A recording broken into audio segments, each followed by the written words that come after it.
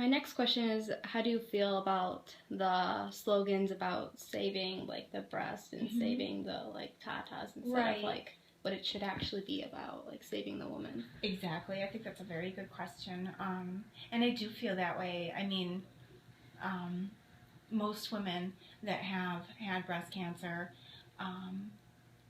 don't have an option, and they just lose them anyhow. And I guess for the people I know and that have had breast cancer and myself, we don't really care that we have to lose them. It's really, it's about living, you know, and quality of life. And I had a mastectomy, and honestly, it doesn't bother me, you know. It's not, it's more important about living and being healthy. And I know some women have a choice, like they don't have to have as big of a surgery, like they get to have the option of like a lumpectomy, which only takes a little bit of tissue. And hey, Ellie, how are you? Good. So you know, some people have that option, but it's not everybody, you know. So it shouldn't be focused on saving boobies and tatas, and I kind of think it trivializes the whole issue. You know, that's how I feel. Would you rather see more realistic advertising, or should that be more private?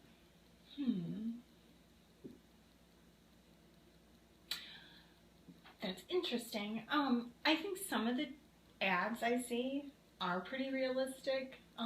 There's several ads on TV about breast cancer, and sometimes I get tired of them, to be honest, because it does kind of, it hits close to home, but also they're just, you can't avoid them on TV. And so I do think some of the advertisements I've seen are very realistic, you know. But as far as the whole saving the boobies thing, I think it's trivializing it, and I guess I could do without that one. Do you think there is a better way to promote and campaign awareness? Interesting. Gosh, I've never really thought about that.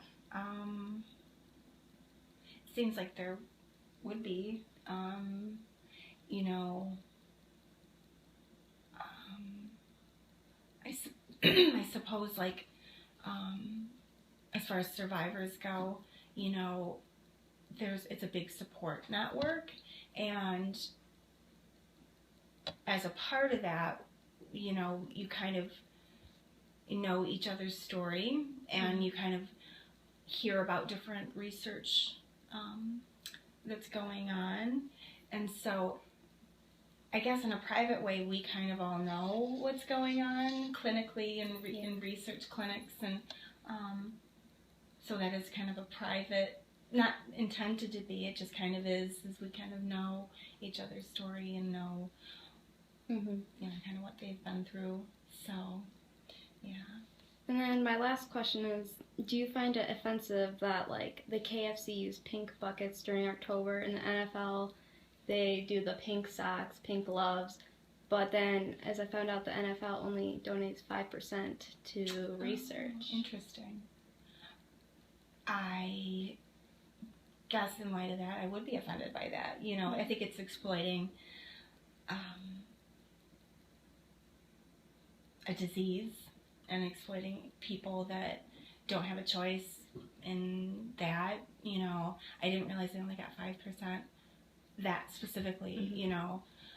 And I wonder, I would think too, like, most of the players that do it, they probably don't realize that, you know. So I don't think that they're necessarily to blame, but somebody higher up that organized that, they knew that it was only 5% went to research.